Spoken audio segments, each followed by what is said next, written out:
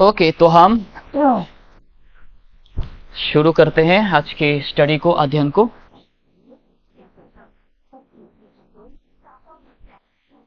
जैसे हम जानते हैं कि हम प्रार्थना के बारे में, प्रेयर के बारे में हम सीख रहे कि जब हम प्रार्थना करते हैं, प्रार्थना के द्वारा हमारा क्या क्या फायदा, क्या क्या बेनिफिट होता है, इससे हमारा क्या क्या लाभ होता है, उन सब विषयों के ऊपर हम गौर कर रहे हैं। हमने काफी सारे पॉइंट्स को कवर कर चुके हैं। जब हम प्रार्थना करते हैं, हमने देखा कि परमेश्वर कैसे हमें आनंद को देता है। जब हम प्रार्थना करते हैं, हमने देखा कि परमेश्वर हमारे बर्डन को, हमारे जो जीवन में जो हमारा बोझ रहता है, राइट, हर किसी के पास प्रॉब्लम्स रहता है, समस्या रहता है, और चाहे लोग हमें हमारा परवाह करे या ना करे, चाहे लोग हमारे बर्डन को, हमारे बोझ को हल्का करे या ना करे, चाहे लोग हमारे बारे में परवाह करे या ना करे, चिंता करे या ना करे, लोग हमारे बारे में प्रार्थना करे या ना करे, लेकिन परमेश्वर हमें संभालता है। अपने वचन को वो जरूर से क्या करता है, वो संभालता है। जैसे अपने माँ, अपने बाप बच्चों को जैसे संभालते हैं, उन लोगों की जरूरतों का ख्याल रखते हैं। कौन से समय को खाना चाहिए, कौन से समय को कपड़े चाहिए, बच्चों को कब नींद चाहिए होता है, कब रेस्ट चाहिए होता है, कब सोना होता है, माँ बाप क्या करते हैं, हर समय अपने बच्चों के पीछे लगे रहते हैं, ध्यान रखते हैं ताकि मेरा बेटा क्या ना हो, भूखा ना रहे, मेरा बेटा बीमार ना पड़े। तो वैसे ही परमेश्वर का जो संतानगण होते हैं, जो बच्चे होते हैं, हम यानी कि जो विश्वासी लोग, परमेश्वर अपने बच्चों का क्या करता है, वो ख्याल रखता है, वो संभालता है हमें। ठीक है, तो हमें परवाह करने की जरूरत नहीं कि कल को मैं क्या खाऊं, कल को मेरा क्या होगा, अगले साल को मेरा कैसा होगा जीवन, तो वह सब परवाह करने की जरूरत नहीं। परमेश्वर कहता है कि हम हमारे सारे जो चिंता है, सारे जो बर्डन है, उसको हमें किस पे डालने चाहिए, परमेश्वर पे डालने चाहिए। अगर हम डाउट करते हैं, अगर हम सोचते हैं कि मेरा क्या होने वाला है, अगर हम ये समझते हैं कि कल को मेरा क्या होगा, कल मैं क्या खाऊं, कल मैं क्या पहनूं, अगर हम ऐसा सोच को रखते हैं, यानी कि हम परमेश्वर की गुडनेस के ऊपर, परमेश्वर के सामर्थ्य के ऊपर हम क्या करते हैं, संदेह करते हैं, हम डाउट रखते हैं, यानी कि हम क्या नहीं करते, परमेश्वर के ऊपर पूरा भरोसा नहीं रखते हैं। ठीक है, लेकिन बाइबल कहते हैं कि परमेश्वर क्या करता है, हमारा चिंता करता है। वो हमारे जो बर्डन से, जब हम प्रभु के सम्मुख समर्पित करते हैं, परमेश्वर हमारे सारे बर्डन्स को क्या करता है, वो हटा देता है। ठीक है, बाद में हमने देखा कि जब हम प्रार्थना करते हैं परमेश्वर से, जब हम दुआ करते हैं, परमेश्वर वो हमें सामर्थ्य को देता ताकि हम शैतान के खिलाफ क्या कर सके, सामना कर सके। क्योंकि हमने देखा कि शैतान क्या है, वो शक्तिशाली है, राइट, शक्तिमान है शैतान, पावरफुल है। लेकिन जब हम बाइबल का अध्ययन करते हैं, हम ये जान पाते हैं कि शैतान क्या है, सर्वशक्तिमान है, राइट जोशुआ। शैतान क्या है, परमेश्वर क्या है, सर्वशक्तिमान है, लेकिन शैतान क्या है, वो शक्तिमान है, शक्तिशाली है, उसके पास सामर्थ्य है। तो हम शैतान का कभी भी क्या नहीं कर सकते, सामना नहीं कर सकते। हमारे पास वो बल नहीं है शरीर में, चाहे हम जितना भी कसरत करें, जितना भी अच्छा खाना खाए, चाहे जितना भी चिकन मटन वगैरह सब कुछ खा ले, ठीक है, चाहे हम जितना भी अच्छा वेजिटेबल्स, अच्छा फ्रूट्स खा ले, हम अपने बल के द्वारा क्या नहीं कर सकते, शैतान का सामना नहीं कर सकते। हमें किसकी जरूरत होते हैं, परमेश्वर की, बाइबल की, प्रार्थना की, विश्वास की हमें क्या है, जरूरत है शैतान के सामने या फिर शैतान का सामना करने के लिए। हम अपने बल, अपनी बुद्धि, अपने ज्ञान से हम शैतान का सामना बिल्कुल भी नहीं कर सकते। लेकिन जब हम बाइबल को अपने हथियार के स्वरूप जब हम इस्तेमाल करते हैं, जब हम हमारे प्रार्थना को हर दिन हम हथियार के स्वरूप इस्तेमाल करते हैं, जब हम हमारे विश्वास को परमेश्वर में डालते हैं, तब परमेश्वर हमें क्या करता है, वो सामर्थ, वो बल को देता है ताकि हम परीक्षाओं को क्या कर सके, अतिक्रम कर सके, परीक्षाओं का हम क्या कर सके, सामना कर सके। जैसे हम एग्जाम्पल भी देखे थे, जैसे कैसे प्रभु यीशु मसीह ने भी, जब यीशु मसीह को जब परीक्षा लिया शैतान ने, कितने बार लिए थे, किसको याद है, 3 बार लिए थे, राइट। 3 अलग अलग तरीके से शैतान ने क्या किया, यीशु का परीक्षा लिया। हम देखते हैं कि यीशु ने कैसे परीक्षाओं का सामना किया, वचनों के द्वारा, बाइबल के द्वारा, परमेश्वर के वचन के द्वारा। परमेश्वर प्रभु यीशु मसीह ने क्या किया, शैतान का सामना किया। उसने भी अपना वो नहीं किया कि सामर्थ को मैं, ये शैतान मैं तुम्हें बोलता हूं कि तुम मेरे से हट जाओ, राइट। लेकिन प्रभु यीशु मसीह ने क्या किया कि वो हर वक्त जब भी शैतान आया, उसने क्या किया, प्रभु यीशु मसीह ने वचन का इस्तेमाल किया। ठीक है, वचन का इस्तेमाल किया। तो हम तो उससे भी हमें क्या करना चाहिए, हम आदमी रूप से जैसे हम जानते हैं, हम खुद की कमजोरियों को हम जानते हैं, हम कितना कमजोर हैं। कोई आसानी से पाप में गिर जाता है, कोई थोड़ी सी परीक्षा में ही लोग क्या करते हैं, उन लोग असक्षम हो जाते हैं परीक्षाओं का सामना नहीं कर पाते हैं, परीक्षाओं का अतिक्रम नहीं कर पाते हैं, जिसके चलते लोग क्या होते हैं, छोटी सी परीक्षाओं को देखकर, छोटी सी लालसाओं को देखकर लोग क्या हो जाते हैं, पाप में गिर जाते हैं। पाप में उन लोग उठ नहीं पाते हैं। क्यों? क्योंकि उन लोग परमेश्वर का सहारा नहीं लेते हैं, क्योंकि उन लोग परमेश्वर के वचनों के ऊपर क्या नहीं रहते, निर्भर, डिपेंड नहीं रहते हैं। उन लोग सोचते हैं कि हाँ चलो जब आएगा तब देखा जाएगा। नहीं, सिपाहियों को हमेशा क्या रहना चाहिए, तैयार रहना चाहिए। हमें क्या कहा गया है, एक सिपाही कहा गया है। पौलुस क्या कहता है कि हमें अच्छा विश्वास का लड़ाई को लड़ना चाहिए। ठीक है, अगर हम सिपाही हैं तो हमें कैसा रहना चाहिए, हमेशा सावधान, हमेशा ढाल पहनकर, ढाल को लेकर, भाला को लेकर, बेल्ट पहनकर, जूते पहनकर, मुकुट पहनकर, हेलमेट पहनकर हमें क्या रहना चाहिए, हमेशा तैयार रहना चाहिए जब शत्रु आएंगे, ताकि हम क्या कर सके, शत्रु का सामना कर सके वचन के द्वारा। बाइबल में लिखा है, इफिसियों 6 में लिखा है, 6:11 में, कि तुम परमेश्वर के सारे हथियार को क्या कर लो, बांध लो। अगर हम हथियार को बांधेंगे नहीं, ठीक है, तो हम शैतान का सामना नहीं कर पाएंगे। शैतान क्या है, शक्तिशाली है। ठीक है, तो वचन में लिखा है कि James chapter 4 verse number 7 and 8 9 में क्या लिखा है कि जब हम अपने को समर्पित करेंगे, जब हम प्रभु को अपने आप को, जब हम प्रभु में समर्पित करेंगे, जब हम प्रभु के नजदीक जाएंगे, तो परमेश्वर भी हमारा नजदीक आएगा। फिर जाकर शैतान क्या करेंगे, हमसे दूर भागेंगे। अगर हम प्रभु के निकट नहीं आएंगे, ठीक है, अपने आप को समर्पित करते हुए अगर हम प्रभु यीशु मसीह के करीब नहीं आएंगे, देखो यहां पर कौन है, यहां पर हम बिलीवर है, राइट, यहां पर हम बिलीवर है, और यहां पर कौन है, शैतान है। शैतान क्या करता है, हमेशा सिंह के समान, लायन के समान वो क्या करता है, दहाड़ता है विश्वासियों को खाने के लिए, विश्वासियों को क्या करने के लिए, नोच खाने के लिए, विश्वासियों को ठेस पहुंचाने के लिए, विश्वासियों को नुकसान पहुंचाने के लिए शैतान क्या करता है, हमेशा तैयार रहता है। लेकिन बाइबल क्या कहती है, जेम्स चैप्टर 4 वर्स नंबर 7 में, कि तुम अपने आप को क्या करो, समर्पित करो, सबमिट करो।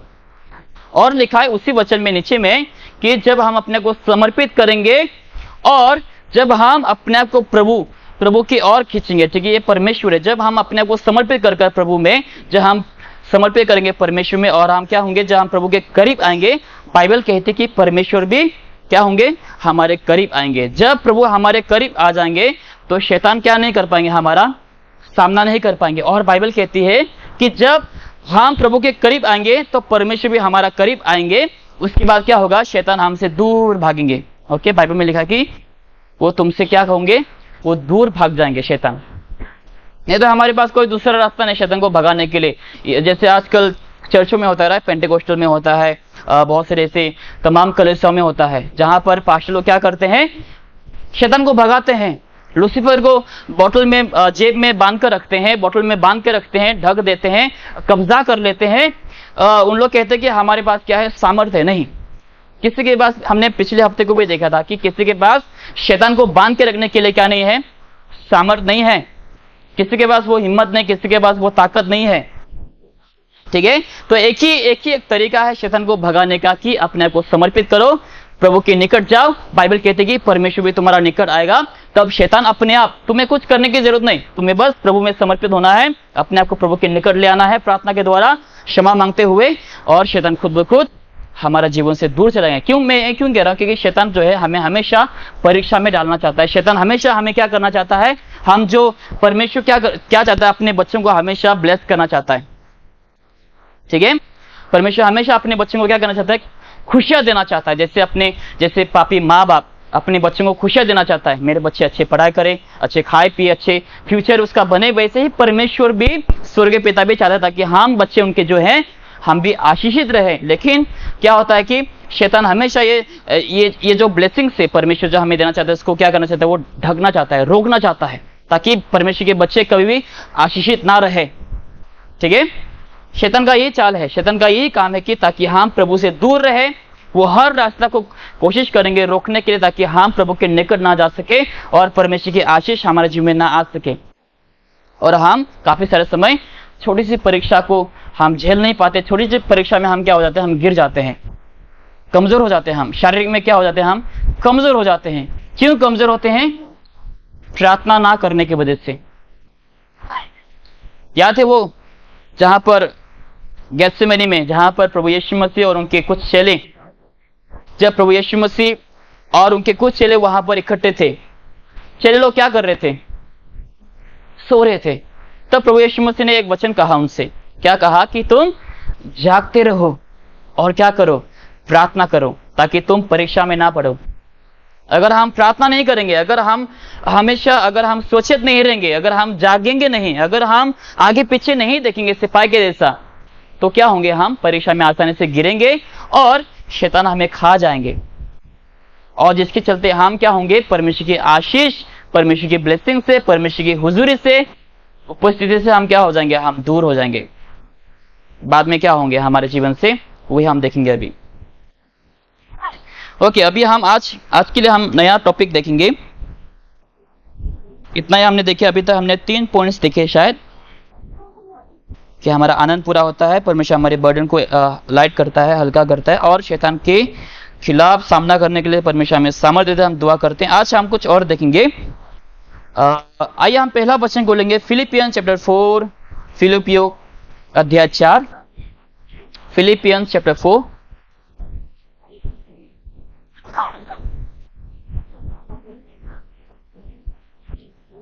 4 का 7, 4 का 7। The peace of God which passes all understanding shall keep your hearts and minds through Jesus Christ Jesus. Hindi में कोई? परमेश्वर की शांति को सारी समझ से करो, तुम्हारे हृदय और तुम्हारे विचारों को मसीह यीशु में सुरक्षित रखें। ठीक है, जो भी आज बाइबल पढ़ेंगे थोड़ा जोर से पढ़ना, क्योंकि मुझे कुछ सुनाई नहीं दे रहा है, मेरा तो कान बंद हो रखा है।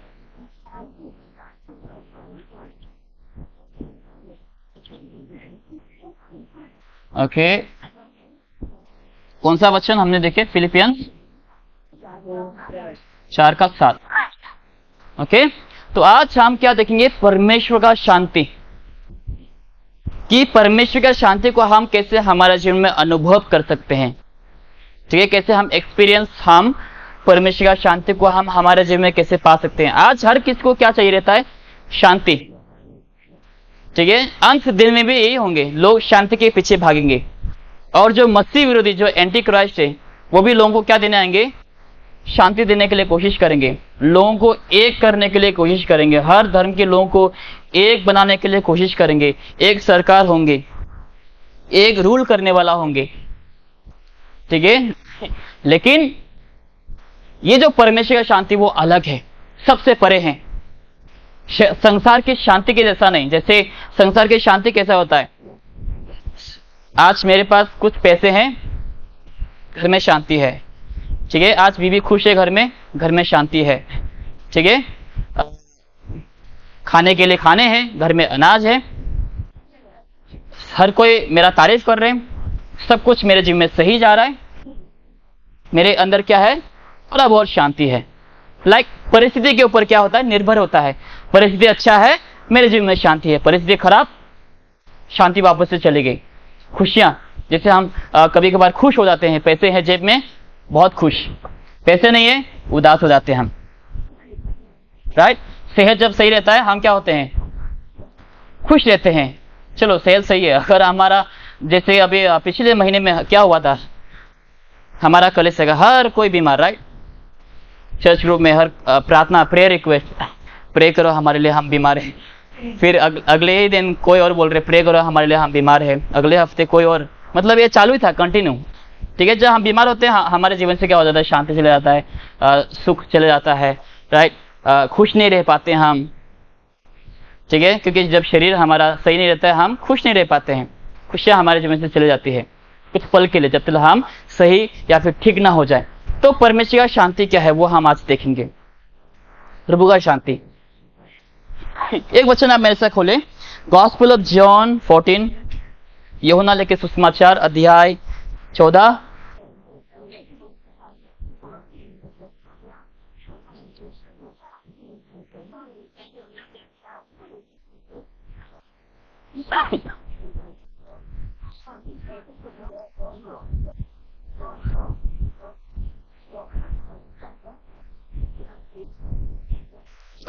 वचन 17, वचन 7। नहीं, वचन 7 नहीं, सॉरी 27। मेरा डायरी ब्लैक है ना, तो दिखाई नहीं देता है। हाँ। मैं तुम्हें शांति दिया दिए जाता हूँ, शांति तुम्हें देता, जैसे संसार देता है मैं तुम्हें नहीं देता, तुम्हारा मन व्याकुल न हो और न रहे। ओके, सबसे पहली बात, ठीक है, अगर हम परमेश्वर का शांति के बारे में अगर हमें समझना है, बाइबल में लिखा है, ठीक है, हम संसार की शांति के बारे में हम यहाँ पर बिल्कुल भी अध्ययन नहीं कर रहे, ठीक है, हम इसके बारे में चर्चा थोड़ा बहुत कर सकते हैं एग्जाम्पल या फिर उदाहरण के तौर पे, लेकिन ये जो परमेश्वर का शांति है, ये ना तो पैसे से खरीदा जा सकता है, ना तो सोना चांदी से खरीदा जा सकता है, ना तो हम इसके लिए मेहनत कर सकते हैं। ये जो परमेश्वर का शांति है, बाइबल में लिखा है यशाया आइज़ाया चैप्टर 9 वर्स नंबर 6 में, लाइक ये वचन हर कोई जानते रहेंगे, क्रिसमस के टाइम पे हम इस्तेमाल करते हैं, यशाया 9:6, ठीक है। बाइबल में लिखा है कि शांति का राजा कौन है? प्रभु यीशु मसीह। शांति का राजकुमार वो कौन है? प्रभु यीशु मसीह, राइट। शांति का राजकुमार कौन है? प्रभु यीशु मसीह खुद। तो जब एक इंडिविजुअल अपने आप को यह समझता है कि मैं पापी हूं, ठीक है, जब एक इंडिविजुअल के बारे में जब हम देखते हैं, एक इंडिविजुअल, ये संसार में हर कोई जो बॉर्न होता है, जो जन्म लेता है संसार में, हर कोई पाप में जन्म लेता है, इसको हम हर कोई जानते हैं, ठीक है, हर कोई पापी रहते हैं। कोई भी संसार में धर्मी पैदा नहीं होता, राइचस पैदा नहीं होता। हर कोई जो संसार में पैदा होते हैं पाप में पैदा होते हैं, हर किसी के अंदर पाप है, ठीक है, हर किसी के अंदर क्या है? पाप है। तो हम एक उदाहरण के तौर पे बाइबल में एक कहानी है, हम सब लोग जानते रहेंगे, शायद से आपने सुना रहेगा, जहां पर एक व्यक्ति रहता है जिसके अंदर दुष्ट आत्माएं हैं, काफी सारे दुष्ट आत्माएं थी उनके अंदर, ठीक है, जो कि जंगलों में रहते हैं, पहाड़ों में रहते हैं, और उसका जगह कहां पे है? रहने का स्थान ज्यादातर जहां पे कब्र है, जहां पे लोगों को जलाया जाता है, जहां पे लोगों को दफनाया जाता है। और बाइबल में ये भी लिखा कि वो व्यक्ति क्या है? बिना वस्त्र के रहते थे, ठीक है, जैसे अभी हम वस्त्र पहने हुए हैं, वो वस्त्रहीन यानी बिना कपड़े के वो रहते थे, बिना वस्त्र के वो रहते थे। और जैसे हमने प्रचार भी सुना पास्टर के प्रीचिंग में, अंगूरी बाबा, अगर आपने सुना रहेगा अंगूरी बाबा के बारे में, राइट। उन लोग क्या करते हैं? मुर्दा खाते हैं, जो लाश होते हैं, हड्डियां वगैरह, ठीक है, मरे हुए लोगों का उन लोग शव खाते हैं, मांस खाते हैं, शरीर खाते हैं, धूल खाते हैं, धूल में रहते हैं, ठीक है, बिना वस्त्र के। आपने बहुत सारे ऐसे साधु वगैरह देखे रहेंगे जहां पर इंटरव्यू भी देने के लिए काफी सारे लोग आए हुए हैं, ठीक है, इंटरव्यू लेने के लिए आते हैं, और वो जो बाबा है उसको काफी सारे लोगों ने बुलाया भी है इंटरव्यू देने के लिए।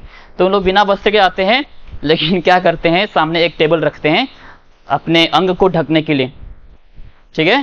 तो ये सब जो धर्म वगैरह है, वो सब क्या है?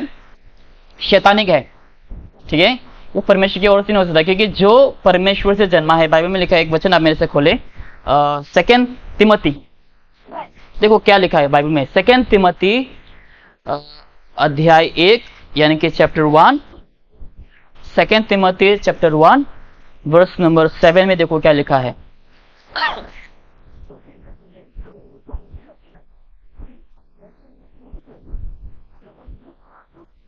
God has not given us the spirit of fear, but of power and of love and of a sound mind. Okay,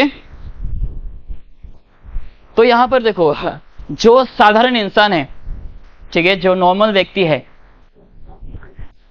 वो कभी भी बिना वस्त्र के नहीं रहेंगे, है कि नहीं? अगर जो समझदार इंसान है वो वस्त्रहीन नहीं होंगे, वो वस्त्रहीन नहीं रहेगा। जिसके अंदर दुष्ट आत्मा रहता है, जिसके अंदर बुरी आत्माएं हैं, जिसके अंदर शैतान बसा हुआ है, वही निर्वस्त्र रहेगा, वही वस्त्रहीन होंगे, वही धूल मिट्टी खाएंगे, वही जो है मरे हुए शव को खाएंगे, ठीक है। लेकिन जो परमेश्वर के संतानगण है, जो परमेश्वर के लोग हैं, जो प्रभु की शांति को पाया हुआ है, उन लोग कैसे होंगे? उन लोग निर्भय होंगे, ठीक है, उन लोग के पास सही मन होगा, साउंड माइंड लिखा है बाइबल में, राइट, सही मन होंगे।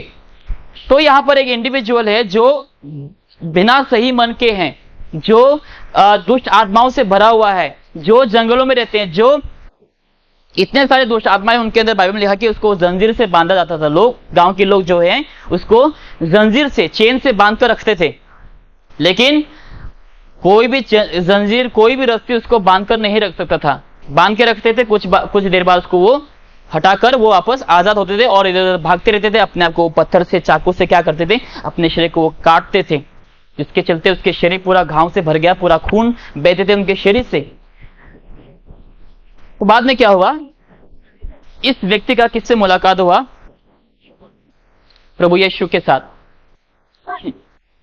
जहां हम बाइबल में देखते हैं, जब ये व्यक्ति जिसके अंदर दुष्ट आत्माएं है, जब इस व्यक्ति ने यीशु से मुलाकात किया, बाइबल में लिखा कि जब ये व्यक्ति दूर से प्रभु यीशु मसीह को देखा, क्या कहता है कि आप मुझे मत सताओ, क्यों आप मेरे पास आ रहे हो जो मुझे सताने के लिए, ठीक है। और लिखा कि जो दुष्ट आत्माएं हैं यीशु के सामने आकर क्या हो जाते हैं, घुटने टेक कर यीशु की आराधना करने लगते हैं। देखो, दुष्ट आत्माएं भी जानते हैं कि कौन आराधना के लायक है। दुष्ट आत्माओं को भी मालूम है, शैतान को भी मालूम है कि कौन आराधना के लायक है। आप मेरे से एक वचन खोले, gospel of Matthew chapter 4।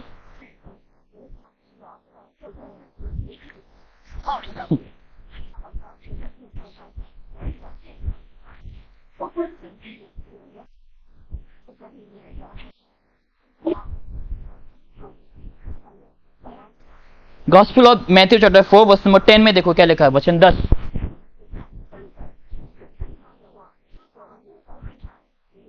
Then said Jesus unto him, Get thee hence, for it is written, Thou shalt worship the Lord thy God, and him only shalt thou serve. केवल उन्हीं की क्या करनी चाहिए, सेवा करनी चाहिए। केवल परमेश्वर के ही क्या करनी चाहिए, आराधना करनी चाहिए। बाइबल में लिखा है जेम्स में कि शैतान भी परमेश्वर पर विश्वास करते हैं और उनके नाम से क्या करते हैं, वो कांपने लगते हैं। शैतान भी जानता है कि यीशु कौन है। तो जब दुष्ट आत्माएं दूर से प्रभु यीशु को देखता है, वो क्या होते हैं, आके गिरकर दंडवत होकर प्रभु यीशु की क्या करते हैं, वो वर्शिप करने लगते हैं, आराधना करने लगते हैं। शैतान भी जानता है कि यीशु कौन है। बाद में क्या करता है प्रभु यीशु मसीह, जब दुष्ट आत्माएं यीशु से अनुरोध करता है कि हमें यहाँ पे मत भेजो, नरक में मत भेजना। शैतान भी देखो नरक से डरता है, ठीक है। शैतान भी नरक से डरता है कि शैतान कहता है कि हमें क्या मत कर, नरक में मत भेज, ठीक है। तो सोच, अगर शैतान भी ये जानते हुए कि उसका डेस्टिनी कहां पे है, अंत में उसका जो जगह है वो नरक में है, ठीक है। तो इसीलिए अगर कोई उद्धार नहीं पाया है तो उसको भी डरना चाहिए नरक से, उसकी भी डरना चाहिए इस आग से जो अनंत काल का आग है, जो कभी बुझेगी नहीं, ठीक है। बाइबल में लिखा कि इसका आग कभी बुझेगी नहीं। यहां पर बाइबल में भी ये भी लिखा कि ना दिन ना रात यहाँ पे जो लोग रहेंगे, जो नरक में लोग रहेंगे, इसको कोई क्या नहीं होंगे, विश्राम नहीं है, कोई रेस्ट नहीं है, कोई आराम नहीं। बाइबल में लिखा कि यहाँ पर बस रोना दांत पीसना होगा अंधेरे में, जहाँ पे बस धुआं होंगे, जहाँ पर लोग चिल्लाएंगे, रोएंगे, जहाँ पे रोना और दांत पीसना होगा। लोग जोर जोर से चिल्लाएंगे यहाँ पर। ऐसा खौफनाक, ऐसा खतरनाक जगह जहाँ पे शैतान भी जाने के लिए डरते हैं। तो इंसान का हालत क्या होगा, सोचो। एक दिन का जलने का, एक दिन का सजा नहीं है। जो यीशु के प्यार को ठुकराएंगे, जो परमेश्वर की शांति को ठुकराएंगे, वो यहाँ अध्ययन करे परमेश्वर की शांति। जो लोग परमेश्वर की प्यार को ठुकराएंगे, जो लोग परमेश्वर की उद्धार को, परमेश्वर की सेक्रीफाइस को जो लोग ठुकराएंगे, इन लोगों को हमेशा हमेशा के लिए यहाँ पे रहना पड़ेगा। क्यों? क्योंकि लोगों ने परमेश्वर के प्यार को इनकार किया है। परमेश्वर के प्यार को ठुकरा कर जो फ्री गिफ्ट है, फ्री गिफ्ट जो उद्धार है, साल्वेशन है, जो वो क्या है, वो मुफ्त में दिया है। कोई इसके लिए कोई पैसा नहीं चाहिए, इसके लिए कोई हमें अपने को काटने की जरूरत नहीं, अपना खून बहाने की जरूरत नहीं। ये क्या है, फ्री है। लेकिन लोग आजकल फ्री चीजों को इनकार करके क्या करते हैं, लोग अपना अपना खुद का रास्ता बनाते हैं। इसलिए बाइबल में लिखा है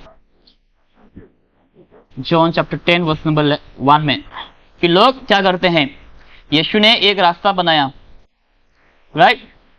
प्रभु यीशु मसीह ने हमें एक रास्ता बना के दिया। ये संसार के लोग है, ये कौन है, ये परमेश्वर है। परमेश्वर ने हमें बहुत सा आसान और सीधा रास्ता बताया कि तुम केवल क्या करो, प्रभु यीशु के ऊपर विश्वास करो, एक ही रास्ता है। प्रभु यीशु ने क्या कहा जॉन चैप्टर 14 वर्स नंबर 6 में कि मैं ही मार्ग, सत्य और जीवन हूं, बिना मेरे कोई पिता के पास नहीं जा सकता। तो प्रभु यीशु मसीह ने क्या किया, हमें एक रास्ता को दिया कि जो कोई यीशु पर विश्वास करेगा, जो कोई यीशु को ग्रहण करेगा पश्चाताप कर कर, वो क्या पाएगा, वो उद्धार पाएगा। अगर ये संसार के लोग लेकिन आज क्या कर रहे हैं, इन लोग अपना दूसरा रास्ता बना रहे हैं। ठीक है, नहीं हमें दूसरा रास्ता मांगता है। ठीक है, हमें दूसरा और रास्ता चाहिए। नहीं हमें यीशु नहीं चाहिए।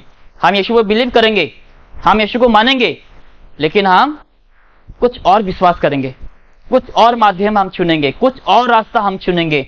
शायद से बहुत से लोग क्रिश्चियन में ही, मसीहत में लोग किसको चुनेंगे, बहुत से लोग बहुत से डिनोमिनेशन में क्या करते हैं लोग, बैप्टिज्म को चुनते हैं। बैप्टिज्म के बिना उद्धार नहीं होगा, फलाना बहुत सारे ऐसे डॉक्ट्रिन को उन लोग ला लाते हैं जहां पर हम लोग बोलते हैं बैप्टिज्म के बिना हमारा उद्धार नहीं होगा, अच्छे कर्म करने होंगे। लेकिन भाइयों ने क्या लिखा है, तुम्हारे अच्छे कर्म तुम्हें धार्मिक नहीं ठहराएगा, तुम्हें धर्मी नहीं ठहराएगा। तुम्हारे अच्छे कर्म क्या है, गंदे छितरे के समान है। जो हम किचन में जो हम साफ सफाई करने के लिए हम पोंछते हैं ना वो कपड़े, वैसा ही परमेश्वर हमारे अच्छे कर्म को तुलना करता है। तुम्हारे कर्म जो है वो उसी के बराबर है। तो हमारे जो भी अच्छे कर्म है गंदे चित्र के समान है। लोग आजकल क्या करते हैं, अलग अलग रास्ता चुनते हैं। ये रास्ता को लोग क्या करते हैं, इनकार करते हैं, जिसके चलते लोग क्या हो जाते हैं, अंत में डायरेक्ट कहां पे चलाते हैं, नर्क में चला आते हैं। क्यों? क्योंकि उन लोग को यीशु नहीं चाहिए, क्योंकि उन लोग को सीधा रास्ता नहीं चाहिए, उन लोग को दूसरा और रास्ता चाहिए। उन लोग अपना रास्ता खुद चुनते हैं। और इसलिए लिखा है gospel of John chapter 10 verse number 1 और 2 नीचे ही वचन में लिखा है कि जो एक ही रास्ता है, ठीक है, अगर कोई दूसरे रास्ता से आएंगे वो क्या है, चोर या फिर डाकू। हमारे पास एक द्वार है, हर कोई यहाँ से आ रहा है। अगर हम रूफ से आते हैं, कहीं और से रूफ से होकर अगर हम ये खोल कर अगर हम आने के लिए कोशिश करेंगे, क्या होंगे फिर, हमें क्या कहेंगे, हमें चोर कहेंगे, राइट। अगर हम रात को भी आएंगे, ऊपर से चढ़कर आएंगे या फिर किसी और खिड़की तोड़कर अगर हम आने के लिए कोशिश करेंगे, हमें क्या कहा जाएगा, चोर है, राइट। मेलविन जोशुआ लाठी लेकर उन लोगों को मारने के लिए जाएंगे। फिर अगर द्वार से कोई खटखटाकर आएंगे, ऑब्वियसली वेलकम करेंगे। तो वैसे ही यीशु ने कहा कि मैं द्वार हूं, जो मेरे द्वार को खटखटाएगा मैं इसके लिए क्या करूंगा, द्वार को खोलूंगा। ठीक है, जैसे द्वार खुला, लोग क्या कर सकते हैं, यीशु के द्वारा प्रवेश कर स्वर्ग के पिता के पास जा सकते हैं। बहुत आसान रास्ता है, लेकिन लोग इस आसान रास्ता को नहीं चुनते। आजकल लोग कुछ और रास्ता चुनते हैं, और कहां पे उन लोग एंड अप होते हैं, नरक में।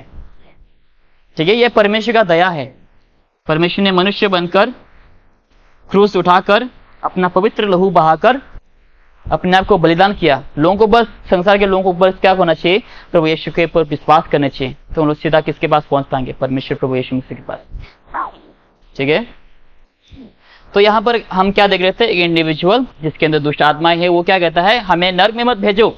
शैतान भी क्या होते हैं, नर से डरते हैं। तो बाद में यीशु ने क्या किया, सारी दुष्ट आत्माओं को सूअर के अंदर, हमने वाकई में वो कहानी को जानते, सूअर के अंदर सारी दुष्ट आत्माओं को भेज दिया। बाद में जितने सारे सूअर जिसके अंदर दुष्ट आत्माएं थी, सब समुद्र में जाते हैं और सारे सूअर क्या हो जाते हैं, मर जाते हैं वहां पर। तो बाद में का जो कहानी है, बाद में हम क्या देखते हैं, वो जो व्यक्ति दुष्ट आत्माओं से भरा हुआ था, जो बिना वस्त्र के रहते थे, जो मरे हुए शव को खाते थे, जो धूल मिट्टी अपने को काटते थे हमेशा, बाइबल में लिखा कि वो प्रभु यीशु मसीह के चरणों में बैठकर सही मन से वस्त्र पहने हुए, sound mind, with a sound mind, ठीक है, वस्त्र पहने हुए वो क्या है, प्रभु यीशु मसीह के चरणों में बैठा हुआ है। शांति मन, सही मन। वो कब होता है, जब एक इंडिविजुअल यीशु को स्वीकारता है, यीशु को ग्रहण करता है। तो प्रभु यीशु मसीह क्या करता है, उस इंडिविजुअल का जीवन को बदल देते हैं। आप खुद के बारे में सोचें कि हम एक समय ऐसा था जब हम पापी थे, राइट, हम नरक में जा रहे थे, लेकिन क्या किया, प्रभु यीशु मसीह का करुणा, प्रभु यीशु मसीह की ग्रेस, अनुग्रह जो ने हमें क्या किया, उद्धार दिया, हमें बचाया। अभी हमें यहाँ पर जाने की जरूरत नहीं। जब हम मरेंगे, जब हम सांस छोड़ देंगे अपना, हम सीधा कहाँ पे जा सकते हैं, परमेश्वर की हुजूरी में, परमेश्वर की उपस्थिति में। तो जब एक व्यक्ति यीशु को स्वीकारता है, उसे क्या मिलता है, परमेश्वर का शांति। ठीक है, उसके अंदर क्या जाता है, प्रभु का शांति आ जाता है। जब हम यीशु को स्वीकारते हैं हमारे उद्धारकर्ता रूप से, प्रभु यीशु मसीह का शांति हमारे जीवन में आ जाता है। ठीक है, प्रभु यीशु मसीह का शांति हमारे जीवन में आ जाता है। बाद में लेकिन क्या होता है, मैं अभी हम और एक वचन में जाएंगे। ओके, और एक वचन हम खोलेंगे, गॉस्पेल ऑफ जॉन चैप्टर 16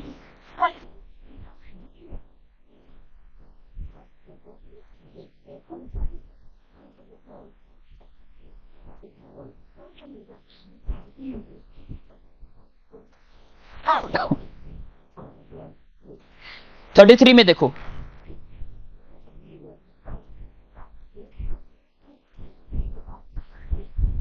33 बातें तुमसे इसलिए करनी है कि तुम्हें मुझ में शांति मिले। संसार में तुम्हें क्लेश होता है, परंतु तारे बाबू मैंने संसार को जीत लिया। ओके तो यहाँ पर क्या कहता है कि हमें किसमें शांति मिलता है? यीशु मसीह में हमें शांति मिलता है। तो जब हम यीशु को स्वीकारते हैं, जैसे हमने देखा कि यशाया 9:6 में, यशाया 9:6 में लिखा है कि यीशु मसीह शांति का राजा है, प्रिंस ऑफ पीस। कौन है? प्रभु यीशु मसीह। तो जब हम यीशु को स्वीकारते हैं, हम क्या स्वीकारते हैं? हम परमेश्वर का शांति को हमारे जीवन में हम स्वीकारते हैं। ठीक है, हमारे अंदर क्या आ जाता है? प्रभु यीशु मसीह का या फिर परमेश्वर का शांति हमारे जीवन में आ जाता है। तो अगर परमेश्वर, ठीक है, अगर परमेश्वर शांति है, ठीक है, अगर परमेश्वर शांति है तो हमें क्या करना होगा पता है? प्रभु को हमें डिजायर करना होगा। परमेश्वर को हमें क्या होना होगा? परमेश्वर के लिए हमें लालसा रखना होगा। जैसे एक बच्चा दूध के लिए क्या करते हैं? लालसा रखते हैं, रोते हैं, राइट, पीने के लिए, ताकि उसका पेट क्या हो सके? वो तृप्त हो सके पीकर।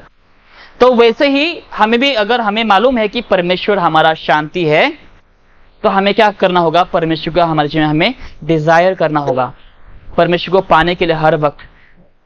ठीक है, अगर हम प्रभु को डिजायर नहीं करेंगे, अगर हम प्रभु को एंजॉय नहीं करना चाहेंगे, तो हमारे अंदर क्या नहीं होगा? परमेश्वर का शांति नहीं होंगे।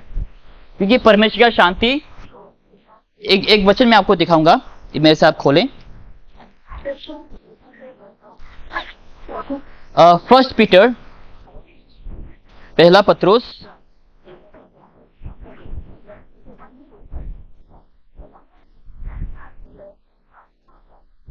ये वचन हम पहले भी देख चुके हैं, 5:7।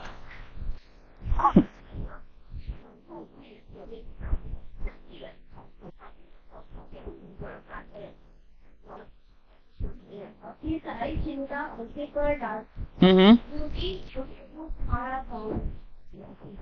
ओके, तो यहां पर क्या लिखा है कि परमेश्वर हमारा क्या करता है? वो चिंता करता है।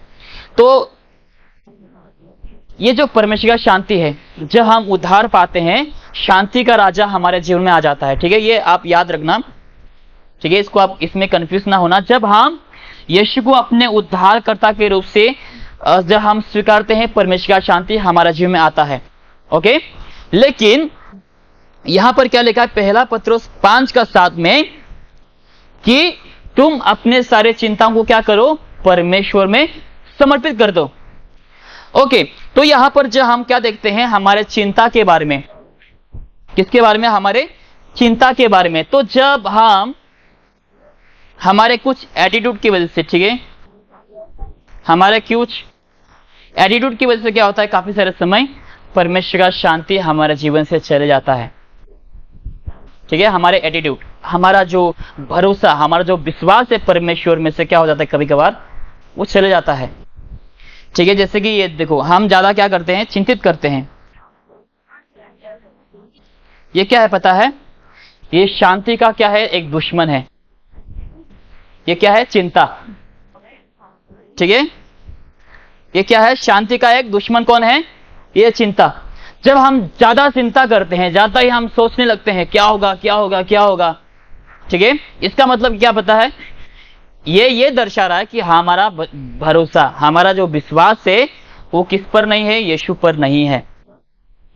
ठीक है, जब हमारे अंदर वो एटीट्यूड आ जाता है, ज्यादा चिंता का एटीट्यूड आ जाता है, ज्यादा जब हम परेशान में रहते हैं, ये दर्शा रहा है कि हमारा भरोसा कंप्लीटली पूरी तरीके से क्या नहीं है? परमेश्वर पर नहीं है। जिसके चलते क्या हो जाते हैं? जब हम ज्यादा चिंता होते, क्या होता है हमारे जीवन में? शांति नहीं रहता है कि नहीं? जब हम ज्यादा चिंता करते हैं कुछ विषय को लेकर, उस समय क्या हो जाता है? हमारे जीवन से परमेश्वर का शांति गायब हो जाता है। शांति नहीं रहे मन खुश नहीं रहता है, हमारा मन अशांति रहता है हमेशा। लेकिन अगर आप वापस से वो शांति को अगर आप अपने जीवन में पाना चाहते हैं, परमेश्वर की शांति को अगर आप अपने जीवन में वापस लेके आना चाहते हैं, तो आपको क्या करना होगा? परमेश्वर पर आपको भरोसा करना होगा। ठीक है, प्रभु ने क्या कहा कि तुम अपने सारे चिंताओं का बोझ मुझ पर डाल दो क्योंकि मैं तुम्हारा चिंता करता हूं। परमेश्वर हमारा चिंता करता है, लेकिन हम क्या करते हैं, हम खुद ही लगे रहते हैं चिंता में, चलो चलो, बाद में सेहत खराब। ठीक है, काफी से दुबले पतले हो जाते हैं चिंता करते करते। काफी से लोग इतना चिंता हो जाते हैं, काफी से लोग नींद नहीं आती है, बाद में दवा लेना पड़ता है फार्मेसी में जाकर, नींद की गोली दे दो, राइट। नींद की गोली लेकर उन लोग क्या करते हैं, सोते हैं। तो बाद में क्या होता है, जब आप नींद की गोली लेने शुरू करेंगे, वो आपका आदत हो जाएगा, नशा जैसा, क्योंकि वो ड्रग है ना। बाद में आप बिना नींद की गोली के क्या नहीं कर पाएंगे, आप नहीं सो पाएंगे। बाद में आप हमेशा चिंता में रहते, मेरे को नींद नहीं आती ब्रदर, मेरे को नींद नहीं आती पास्टर, प्रे करो मेरे लिए। शांति का एनिमी कौन है, चिंता। परमेश्वर ने क्या कहा कि तुम चिंता मत करो, लेकिन तुमने क्या किया, एक गलती की, चिंता करते रहा दिन भर, जबकि तुम चिंता कर कर कुछ हासिल नहीं कर पाओगे। चिंता करके हम कुछ हासिल नहीं कर पाएंगे लाइफ में। अगर मैं सोचते रहूंगा मेरा कैंसर कैसे ठीक होगा, मेरा कैंसर कैसे ठीक होगा, अगर हम सोचते रहेंगे, अगर हम ट्रीटमेंट नहीं करेंगे, इसका हल नहीं निकालेंगे, अगर हम वो जो कैंसर है हमारे शरीर में, वो हटेगा नहीं। तो आप हल ढूंढने के लिए कोशिश करो। हल किसमें है, परमेश्वर में हल है।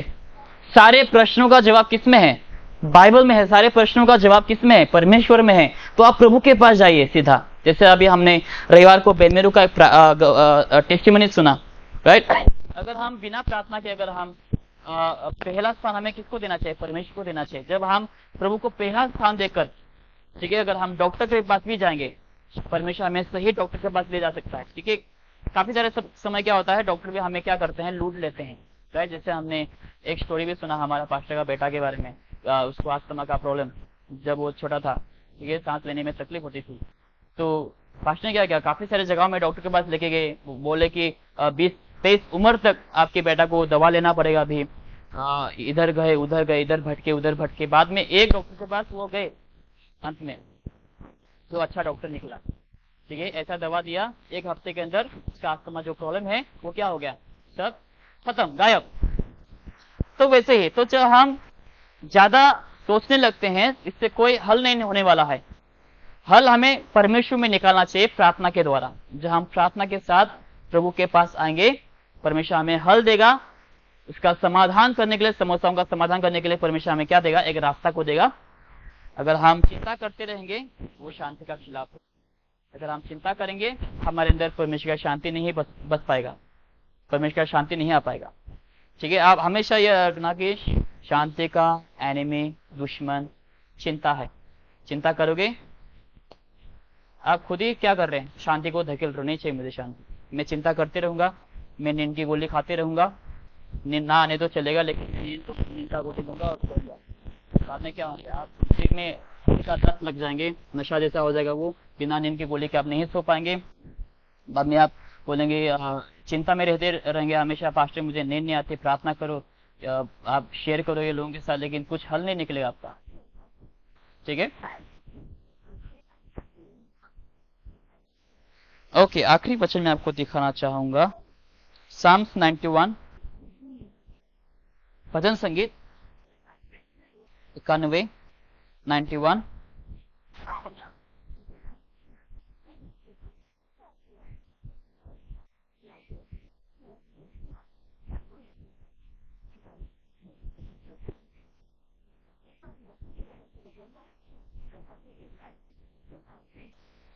वचन 1 में देखो, वचन 1, वचन 1 और 2, वर्स 1 एंड 2।